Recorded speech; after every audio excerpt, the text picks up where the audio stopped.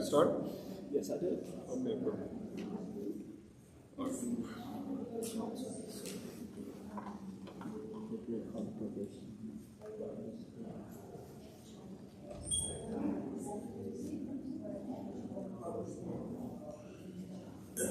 Assalamu alaikum wa rahmatullahi wa barakatuh. So welcome everyone. Obviously we were expecting a lot more people to kind of come out tonight, but we appreciate those of you who came, people who brought. And the purpose of the meeting tonight is for the weekend school to have the opportunity to engage with the community around any number of issues that the community might want to raise, but more specifically toward the issue of a certain demographic which we're just not seeing participate, not just in the weekend Islamic school, but across our youth programming. And that is a demographic of 12 plus, basically tweens and teens. And as we mentioned, Yom al-Jumu'ah, this is a demographic which is particularly at risk and a demographic about which we should have heightened concern. And we should be very, very keen to make sure that they are getting an appropriate, a thorough Islamic education.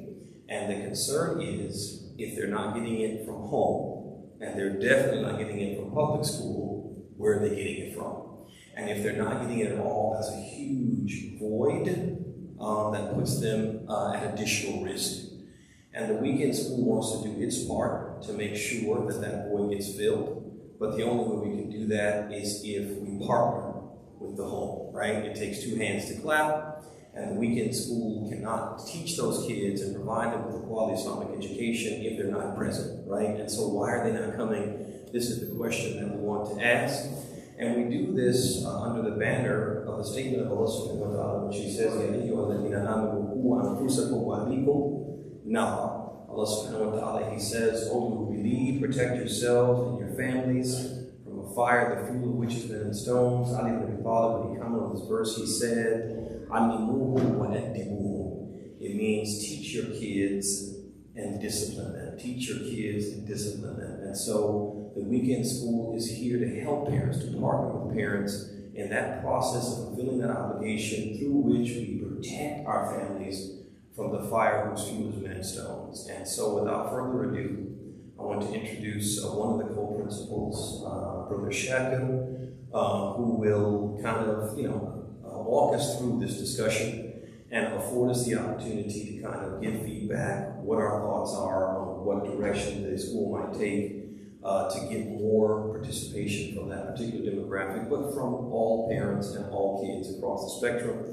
Those of you who are listening online, welcome, ahlan wa sahlan. Please submit any questions or comments that you have. We'll have Brother Robbie will be following, and we will use that to interact with those of you who are online and to respond to your questions in real time, inshallah ta'ala. Without further ado, tafadhal, Brother Shakir.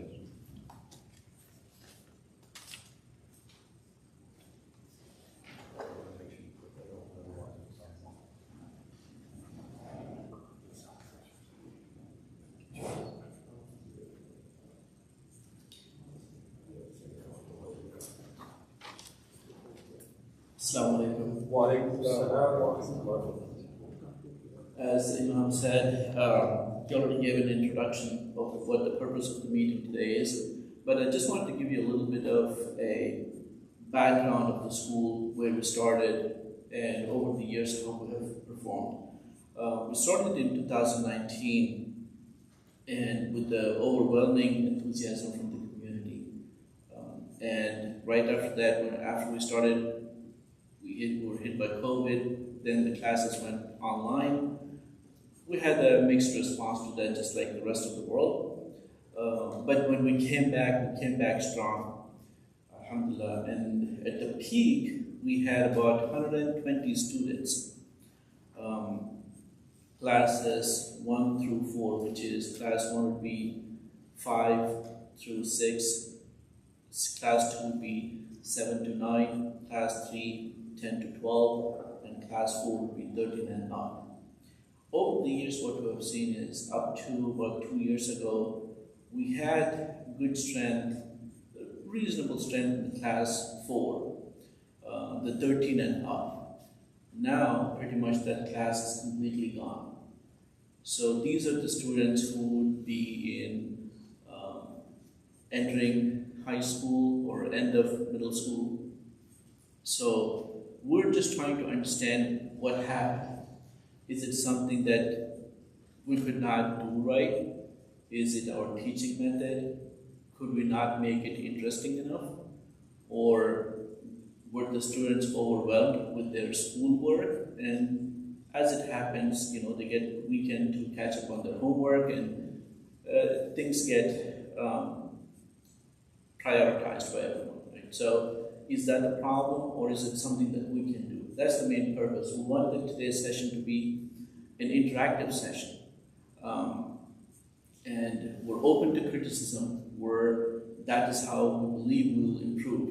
If there's something that we can do to improve, to bring these kids, and these are the kids aged 12 and up, within a few years they'll be out of your control or hands, or however you want to say it. They're going to go off to college. In college, they'll be in a totally different environment, subject to different ideologies. How will they protect their iman? Okay. You will see them only on weekends, if that. What happens then? Okay. And when once at that age, it's very difficult to kind of bring them here and then start new. Okay. So this is more, and also these students, once they go up to college, very soon, they'll be in their 20s. And guess what? They have to take up the mantle of becoming the teachers for the next generation. How do we expect that to happen? Nobody applied for this job. I never thought I would be the school principal. Right? I'm not qualified enough for that, but I didn't volunteer, I was voluntold. Right?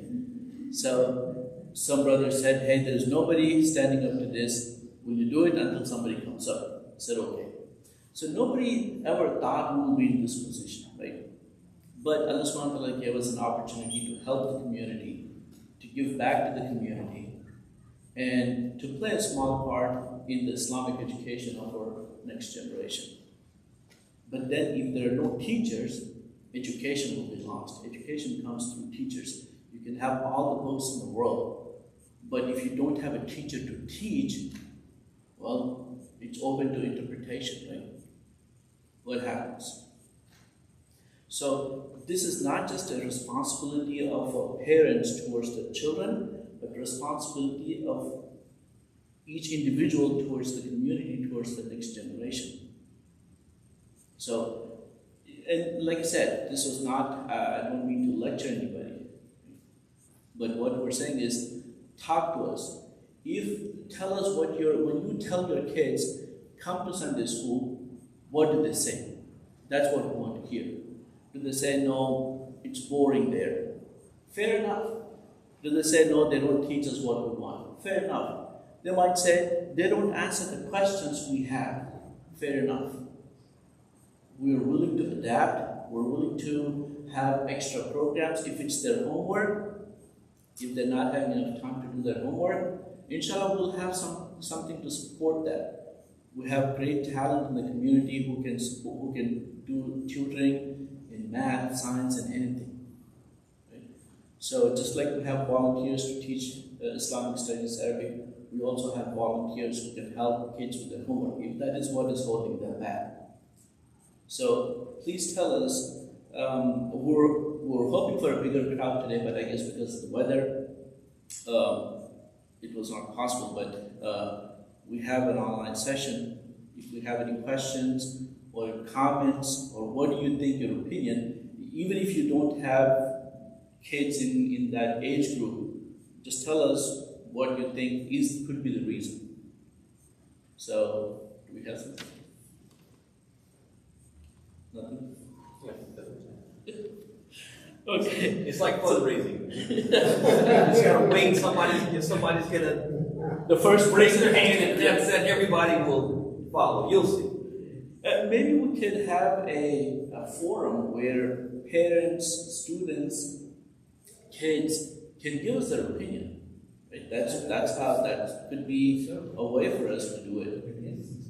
Right? Or if you see us, if you see me, Sister Aisha, she's our co-principal, and if you see one of us in the school, right, inshallah, we're going to start from the next Sunday, not tomorrow, the following Sunday.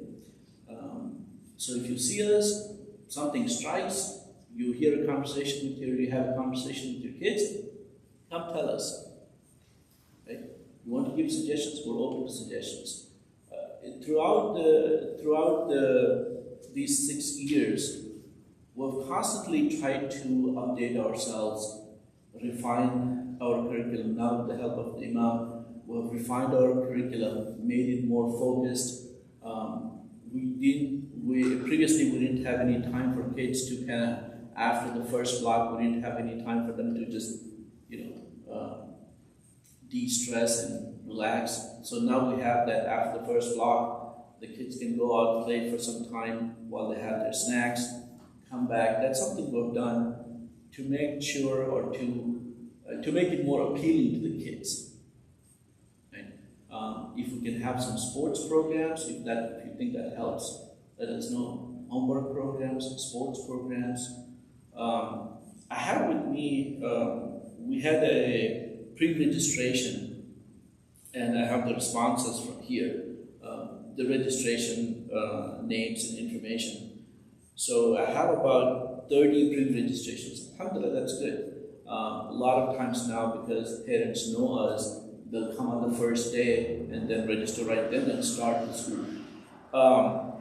So maybe that's the case, but the 30 pre-registration is very promising. In this, the age groups that I see are a lot in the 6, 8, 7-year-olds. This is the bulk, and really this is, alhamdulillah, we're really pleased to see in the class 2, which is 7 to 9, we have about 24 students. We had 24 students last year, and we actually had to split the class into 2 to make it more manageable. So we had it instead of like 2A and 2B to make it more manageable. So that class is good, and that is how, inshallah, and these kids are really good. If there are parents here or parents listening of the parents of those class 2, may Allah bless you. The work you're doing is commendable. These kids show up on time. They're really well behaved. They do their work, and inshallah, we'll continue to see them up to the teenage years and until they go to colleges from here.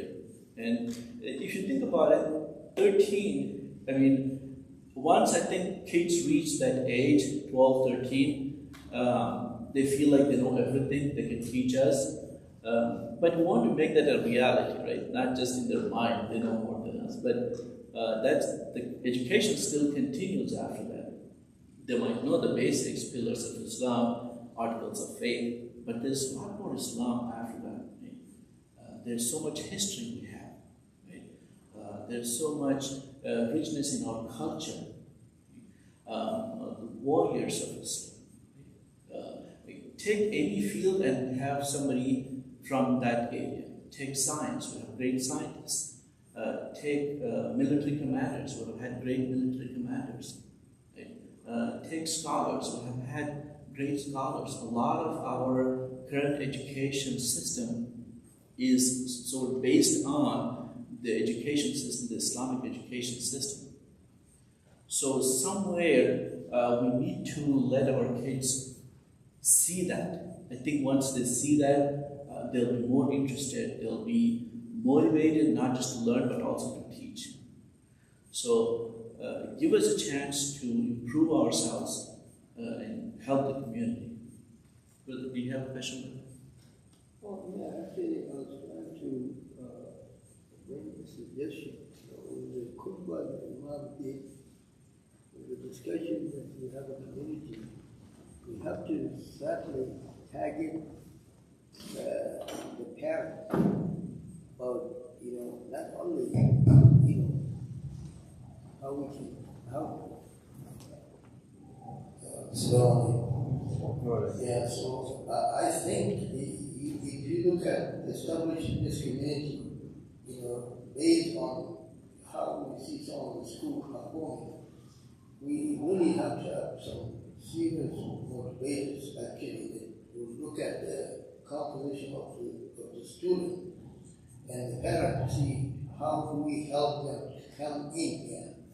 Not only come in here, to give them if you look at, I know you are successful between 8 to 9-year-old, but 9-year-old to 15-year-old, this kid, we need them because they can also motivate other children. Absolutely. Yeah, so sport is one, you attach it.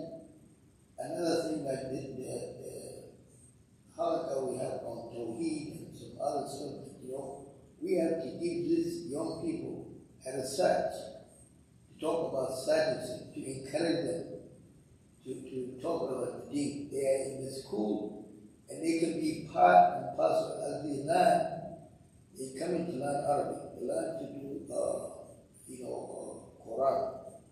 We can have to keep them engaged, but we motivate them to let them know they can be as teachers, as parents, leaders, and we can give them all the necessary encouragement to talk about different topics. They can sit to talk within the group, and they can do their research.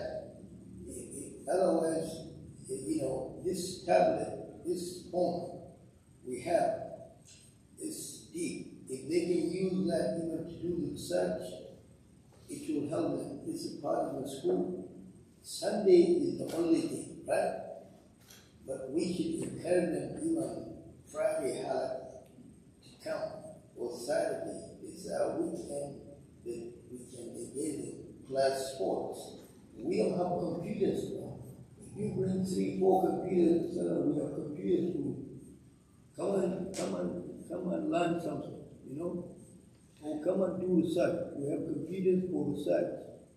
So you go to different, we have software, Islamic software that we can dedicate either a classroom or we can bring the computers here.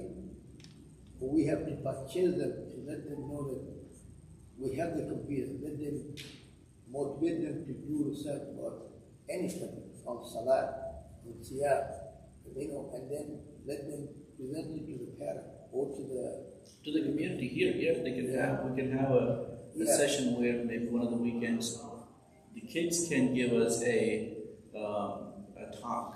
They can prepare a topic, give a talk. And we know these kids that are really interested. There's another 20-year-old, and 25-year-old. We cannot exclude them. Like Mahmoud, bring them here. He has that kind of understanding. Bring him. Those younger generation, give them some position. If we relinquish, our position, we give it to them to just train. We see it in Darajah. It's done in Northern Virginia most of the time. So that's why I suggest Rob, anything online?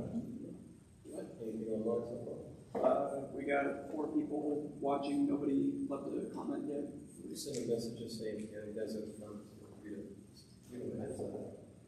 Yeah, and our school hours, we can have separate school hours too for the kids in that age group, 12 and up, if they want us, if it's more appealing to them, then we have separate school hours, shorter school hours. Then they don't have to come in at 10 o'clock, and then now the school dismissal is around 2 o'clock. So it doesn't have to be that long. We can have a shorter session for that.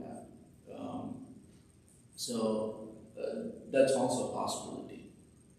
Basically, we want to know what is more appealing.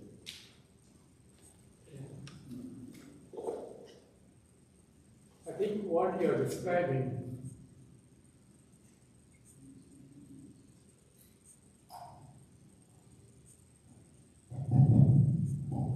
problems that you mentioned about the interest, lack of interest, and then they are bored and this kind of thing. they are probably common all other schools, Sunday schools like what we have. So could you consult, how they are coping with this problem at ODU? Because they have a flourishing school system going on for a long time. Maybe some consultation or maybe either invite. That's a good idea. Dr. Mehdi and his wife, I think they have been associated with this for a long time. And then there might be some more interesting things that you can bring in from places like Sound Vision. They have done a lot of work with videos and so forth that can probably entertain as well as teach. So I think some looking outside might be worthwhile effort. Particularly, I think, because that age is very, very, very sensitive age when they are getting into before teenager. If they don't learn Islam by then they'll become. And then I think the situation is really high. I think what you are doing is phenomenal. But I think what I'm suggesting is look outside and then see how you can benefit from it. I'm sure the problems that you have, they also have those problems, and how they are coping with it. And then if there are any, maybe you can also have survey from the past students, what were their actual complaints or something like that. I think, so I'm sorry, I'm just thinking. No, those are good ideas. We definitely can learn a lot from other schools, see if they've had same issues and what they did to overcome them. We have a good data. Yeah. That could have some. And the kids this age, they ask some of the most interesting questions. When kids are little, the 7 to, the little kids are more repeating what the teachers say. Even 7 to 9, they're more obeying, repeating what the teacher says. But the older kids, the 12 and up, these are the kids that ask hard-hitting questions. Questions that even teachers would have to say, let me find the answer, let me find out the answer. Okay? When we had this class, the class 4, about 2 years ago, we had about 6 or 7 students. And much of the class was pretty much a discussion. So it was really good. Now those kids have gone on to college, so I can understand that. It would be great even if they can come and either volunteer, help teach. But yeah, the teenagers, the early teens, that is the age that we're. No doubt that you have very competent teachers. Alhamdulillah, we're really blessed in this community. Many teachers, we need some feedback or something. Yeah.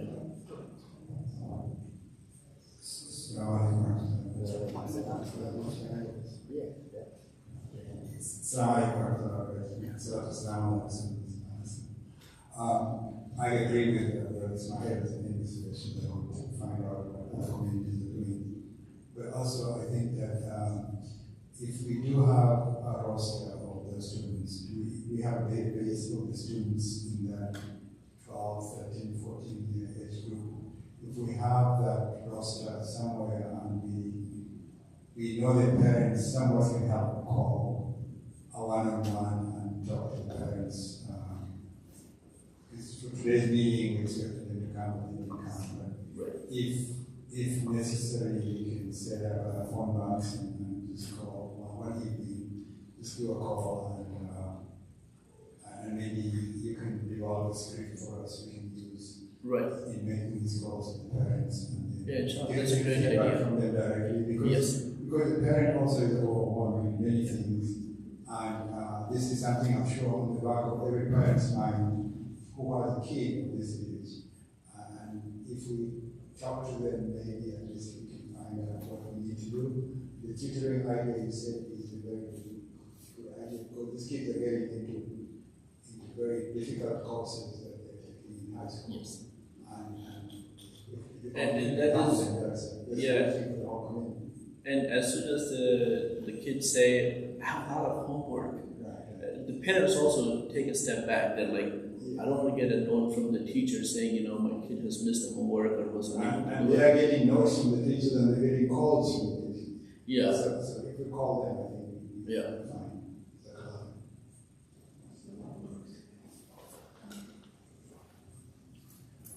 No, they have one back there.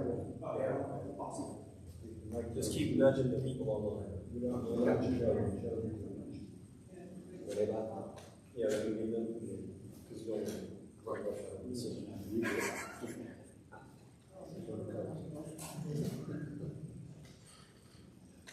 And I was just gonna walk up and be. Do we have a comment from the sisters? Okay, so we'll give them that. We'll check that. Give them in the meantime. Okay, okay.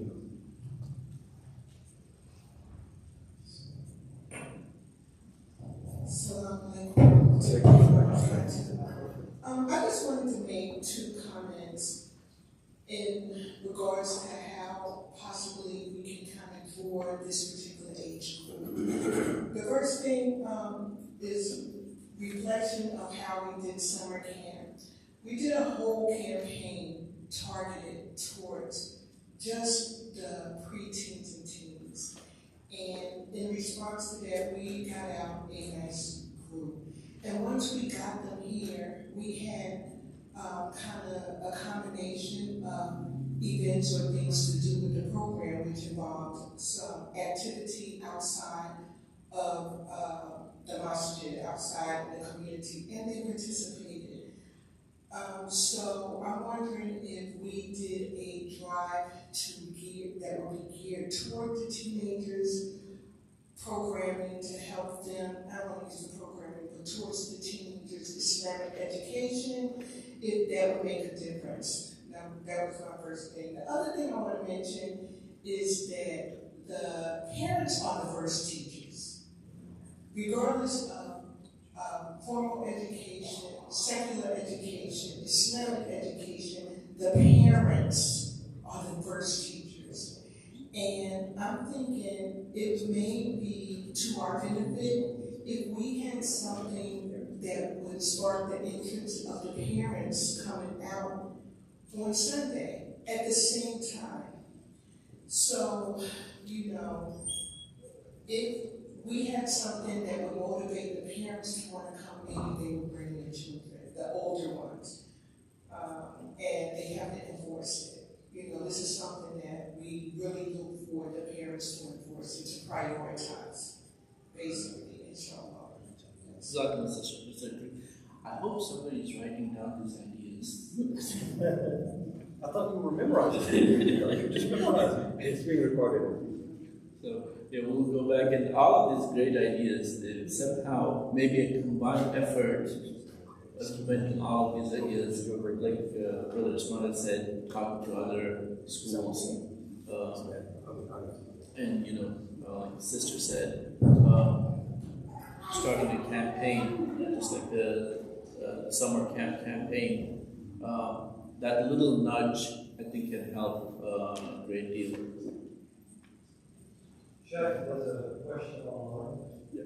So, yeah, somebody was. The person would ask to join after you said it. So I can just reiterate our preparedness to make a schedule for the older kids to tutor in physics and chemistry. Right. Tutor language, tutor math. Yeah. Just reiterate that to the people online. So, if you're joining us now, so just to reiterate, if the kids are unable to come because they have a lot of homework and they don't want to spend 4 or 5 hours here, then we can have a targeted session for them where they can learn Islamic studies, and then after that we could help them with the homework, career guidance, whatever they need help with.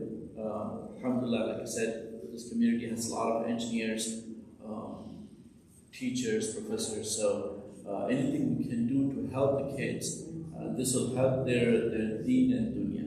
So yeah, we can, if that's what the community needs, then alhamdulillah, we're equipped to provide that. So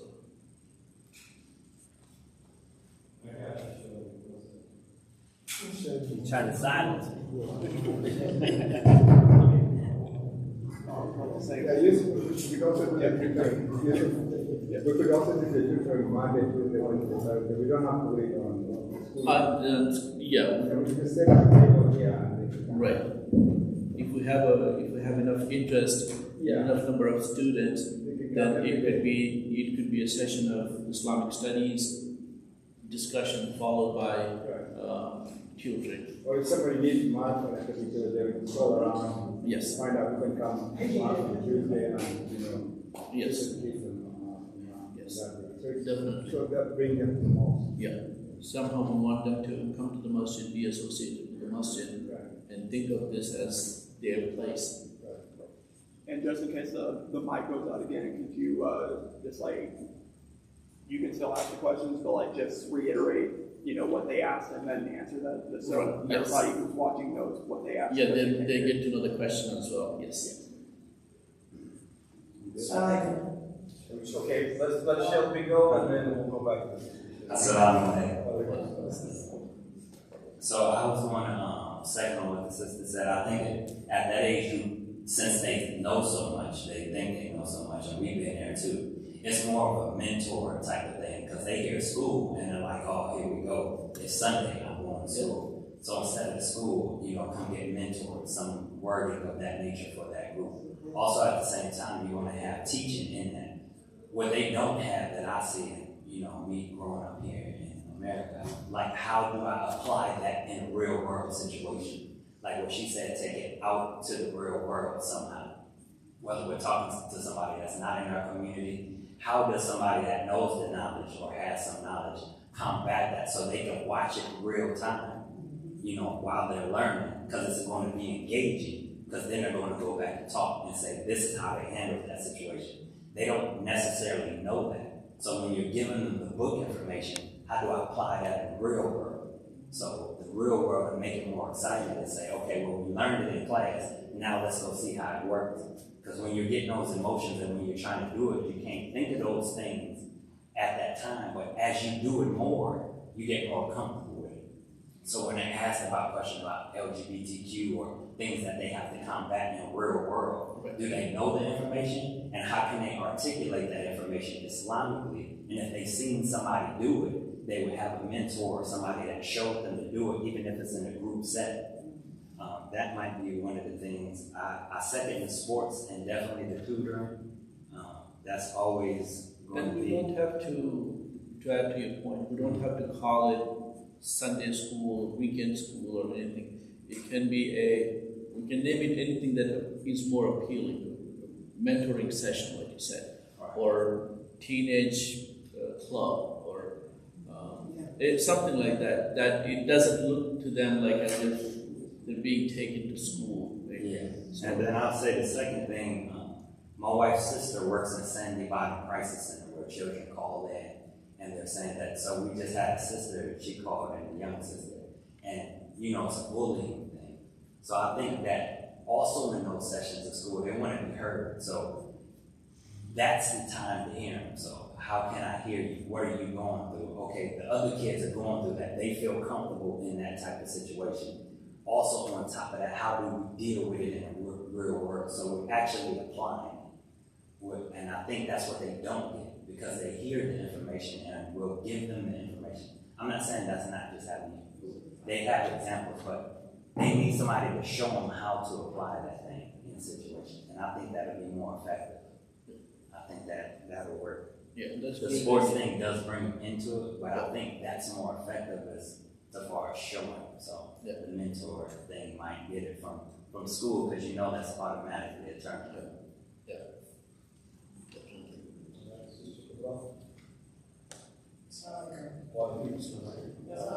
I was going to comment on what Brother Shahid has said regarding the tutoring. Now, the tutoring, is it going to be at the same time as the Islamic school?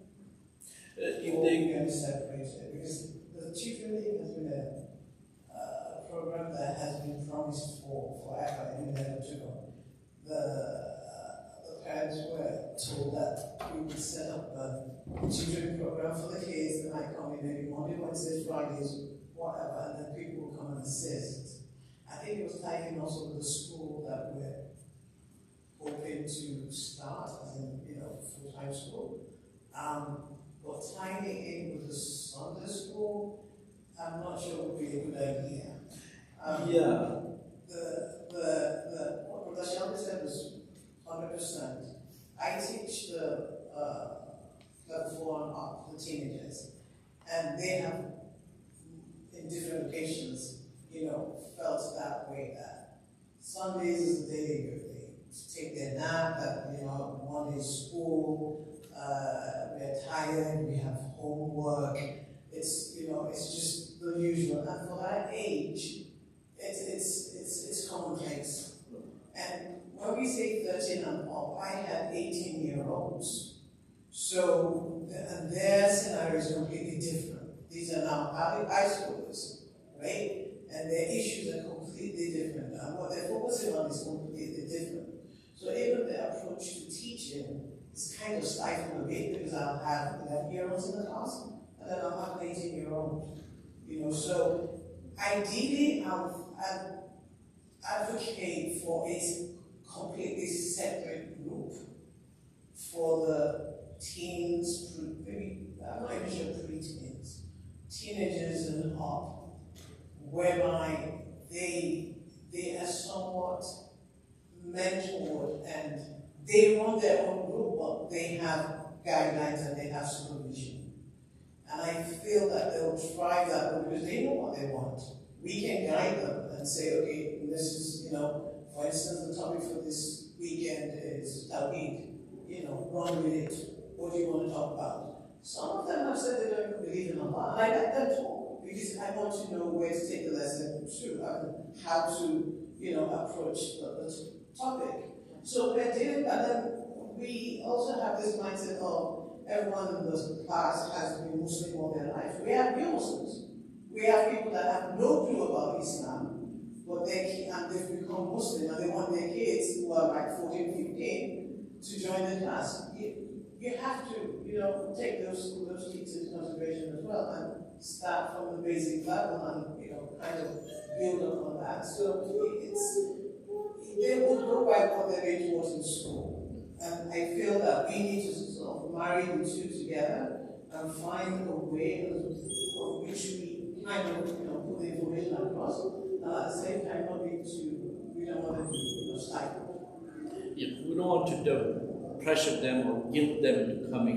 Make it such that they see the benefit in coming. If they see the benefit in coming, whatever it is, the benefit could be homework or a club or sports club, then they'll be attached to the masjid. And for the tutoring sessions, the way I was thinking is, maybe we could have a Islamic studies session, whatever, half hour, 45 minutes, followed by a tutoring session. So that parents just don't come for the tutoring session, and then it becomes only that. I see that as a piece of the parents and not the kids. I mean, I'm not sure they want to come to school to do tutoring. I don't know. I guess what we're trying to do is throw anything at the wall and see what sticks. I will say that you spoke earlier about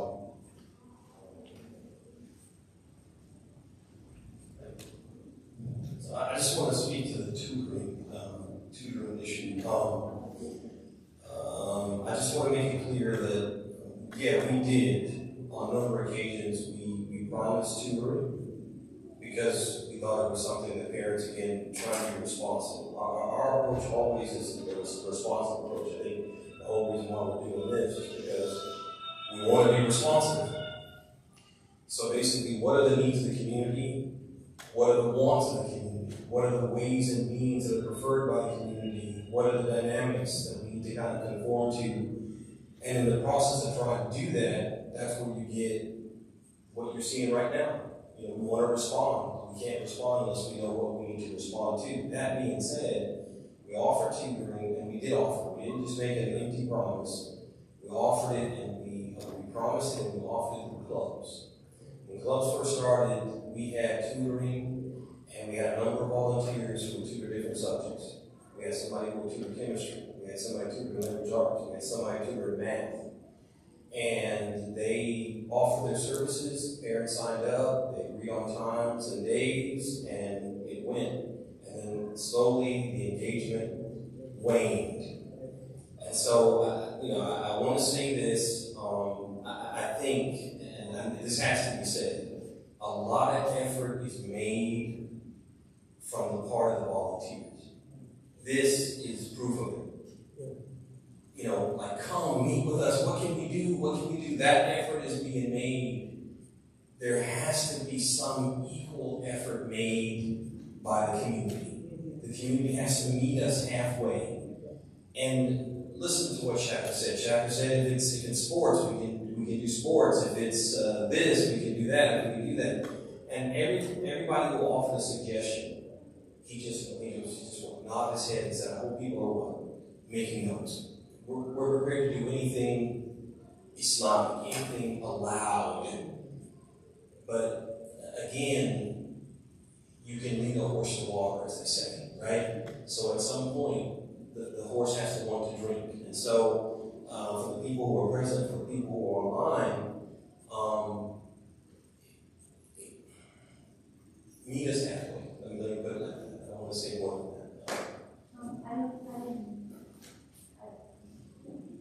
You want to hear it? You want to hear our laws? Turn on. At the bottom, there's a little gray button. Just push it. One thing I wanted to say about, I've had parents say this, which is, I don't want to say it affects me, but it does. When they say the statement, well, I sent my child, and they haven't learned anything. That is, I think it's, I want to use my words carefully, but if they don't get support at home, if they get assignments, and they don't have support at home, and maybe 50% of the school, the children have assignments not completed, I think the parents should reach out to us and say, we don't have time to sit with our child a few minutes each evening. Therefore, we will find a way to help them with their assignments. And that's where parents will see that the child is progressing and not regressing. So I feel saddened that it's, well, my child is not getting anything. Well, we registered them here and there and there, but they're not getting anything. We try to listen, to be active listeners in regard to having less homework because kids have that pressure of their regular school. But I think it's on the parents too to be accountable, to come and reach out and say, we need you to give my child this extra time. Last year we supplemented with extra tutoring for the kids to get caught up in the Quranic Arabic. And it was a success. They ended up getting caught up. But all our programs under PICC complement each other. So if you participate in each of these programs, you almost have the best of both worlds. Just like my. And also that reminds me, if your children are doing anything outside the school, like some of you might be having online Arabic classes, right? Or through any other teacher, those are actually geared towards learning the Quran, how to read the Quran. But rarely those programs include Islamic studies, right? The basic knowledge about our deen. Sure, by the end of that, maybe in a couple of years, 2-3 years, your child will be able to read the Quran. But if he doesn't believe in the Quran, then what use is that, right? So what we teach here at the school is the Islamic studies. Besides how to read the Quran, we teach Islamic studies, covering basics of Islam. On the face of it, it looks like very simple things, very repetitive things. But guess what? Repetition is what increases Iman. Right? We listen to the Adhan 5 times a day. Right? There are things we say, Surah Fatiha in every prayer. There's a purpose to that besides the ritual aspect. Right? Those are the things Allah subhanahu wa ta'ala wants us to repeat every day to increase our iman. So even if your child is just coming, maybe they learn one thing in the entire week, they learn one thing. Right? It is still worth it. It needs to, iman permeates, right? Drop by drop. So let's take advantage of that. And time is the most valuable thing. Once that time passes away, like I said, kids will no longer, there's an age, there's a time to mold clay. Once it gets hardened, it only breaks, it doesn't mold. So this is the time for us to mold our kids in the fashion that Islam requires us, in the fashion that Allah subhanahu wa ta'ala requires us. So let's do that. And like I said, we're open to ideas. So on Sunday, when you see us, when you see Sister Aisha, when you see me, when you see any of the teachers, you have an idea, say it. Right? Alhamdulillah, every single thing that was said here, we haven't done. Right? So everything that is said is useful. Right? So some things may be implementable, I don't know if that's the word. Some things may not be, or we might have to do things in a different fashion. We're open to that.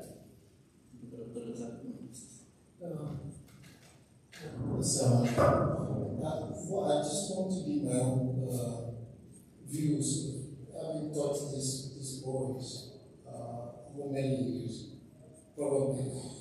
I was telling my brother now that I have kids that I taught about 15 years ago, actually more than that, 16, 17 years ago, when they were very little, and they congregate in my house.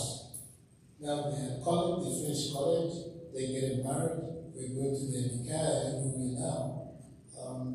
So one thing that I know that was good, even though we didn't know it then because they weren't paying attention, we thought, is that they kept to themselves. They formed that bond of brotherhood. So now, not too long ago, this young brother here, with 4 other brothers, they went to Washington DC for a weekend to go to some schools. We have one of them that got married, and Lord behold, we have about 18 different boys that I haven't seen for a long time. And they will taught them.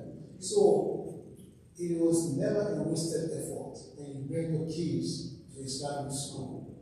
Yes. You may not know now, but trust I have boys, I have 4 boys that went through the school, and I know how they are at home now. They're still going to do the boys things and American thing and teenage things and now young adults, but there is the basic things that they learned when they were younger. So my advice is, first of all, we have to invest a lot on these kids before they reach the age of about 9. Because that's when they were more attentive at school. As we were saying, we have more kids now between the ages of 6 and 9, and they were more attentive. They were easy to teach. But once they hit the 11, 12, it's much more difficult. Because their attention span is very short. They really don't want to be there. And I can have about 6 boys in my class. They don't want to be there. That's the fact. You ask them, what time do you go to bed? Because half one of them is sleeping, 2 of them are playing, 4 you have to repeat many things before. So you have to maintain your cool to be able to deal with them. But I always know, because I have done it for so long, that the benefits are there. Allah subhanahu wa ta'ala gives some benefits to them that they're coming. So don't be discouraged this is for parents. Don't be discouraged that, okay, they're not teaching anything. So what's the point of bringing them in? Every single day that they bring the kids here, they learn something. It might not be alif ba tha, but they have something that they take away, and they bond together. As far as the teenagers, I suggest that we can have a different program for them. Again, this is coming from experience, especially the boys. Like we were boys too at that time, and we know what we were around the age of 11 to about 15 or 16. That's when you don't want to listen to anybody. You want to know everything. You think you already know everything, and they don't pay attention. I stopped getting upset with them. I just have to keep repeating myself, or try to divert into their own way of thinking, the way they talk. Otherwise, you will totally lose them. So, are we going to be able to force them to come? Probably not. Are we going to be able to force them to learn? Definitely not. Because they will just sit in here and they're waiting for me to tell them it's time for me to go and play basketball. That's when they all awake. They go out and they play game, and you tell them, okay, let's go back to class. Already? No, we just say 5 minutes. So they just want to play. They want to hang out with their brothers that they don't see during the week. And they want to keep themselves updated of the games that they're playing. That's fine. For life, that's fine. We just have to be patient with them, and we have to know that the way we teach these boys and the teenagers is totally different from the way we are going to teach the 7-year-old. Because 7-year-old will pay attention to do their homework.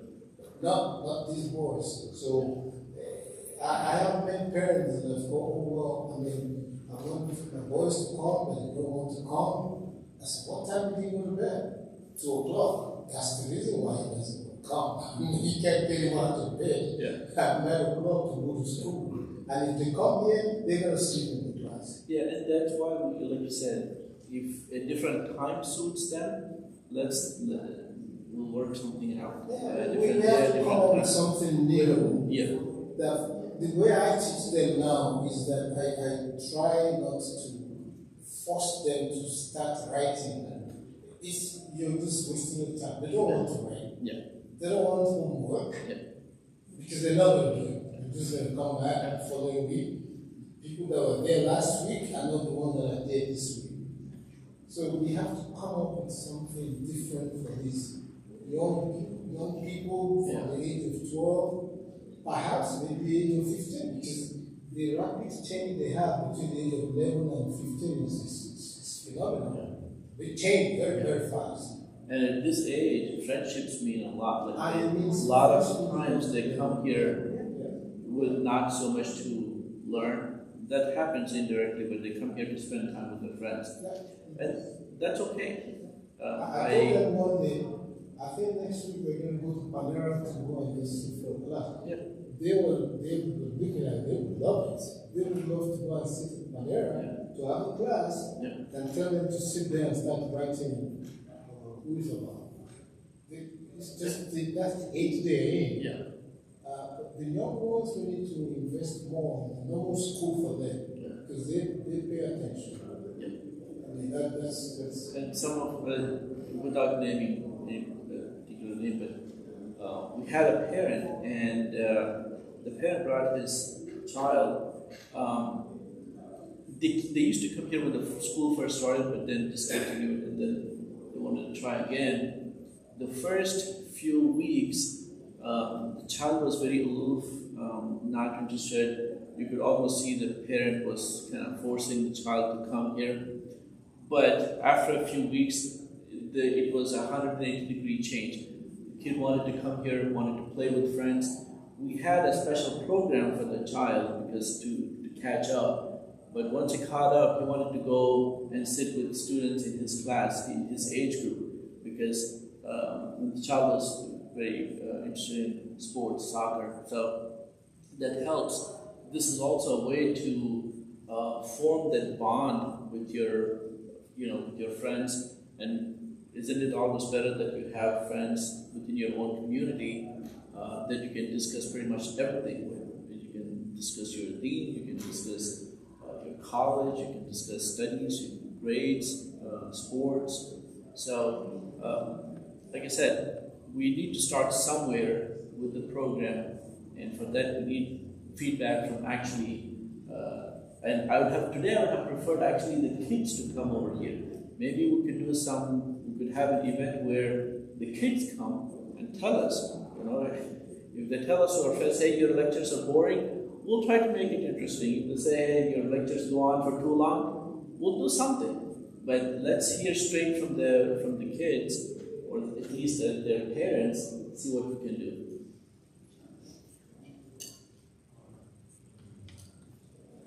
Right, where's the clock? Was there a question online, brother?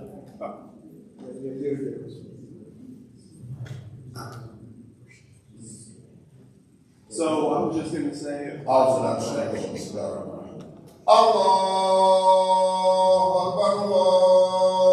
Akbar. Allahu Akbar, Allahu Akbar. Ashhadu an la ilaha illallah. Ashhadu an la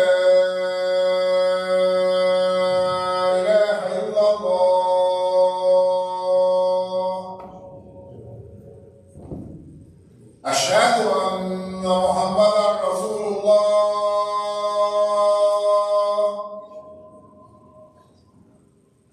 أشهد أن محمدا رسول الله.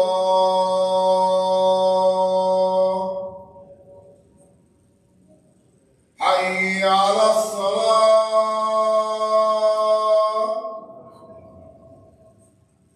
حي على الصلاة.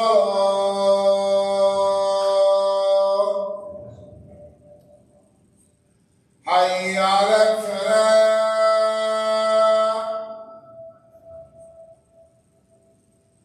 حي على الفلاح.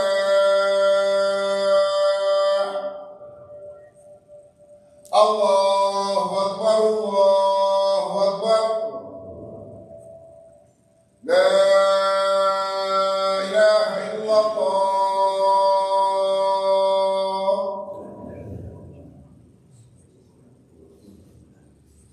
All right, Rob, we'll give you the last word. Assalamu alaikum. So I was just going to make the suggestion that if the goal of the program is to create more teachers and it's to basically have more, students of Islamic schooling become, teachers in it, and to, kind of make them take up the mantle, as you put it, then maybe a program for anybody that's, in their later years of high school is they could assist, teaching the kids or just be help if the teachers need them. It's eventually we'll need somebody. Right now we have, alhamdulillah, this community has been blessed with great teachers, but we need more. We just need more. And just one last point, that kids that age 12 and up, they also from the school, there is also a requirement at that age from the school to have some voluntary hours. So we can help with that as well. So if your kid needs some hours to show at the school as volunteers, come over, we can help with that as well.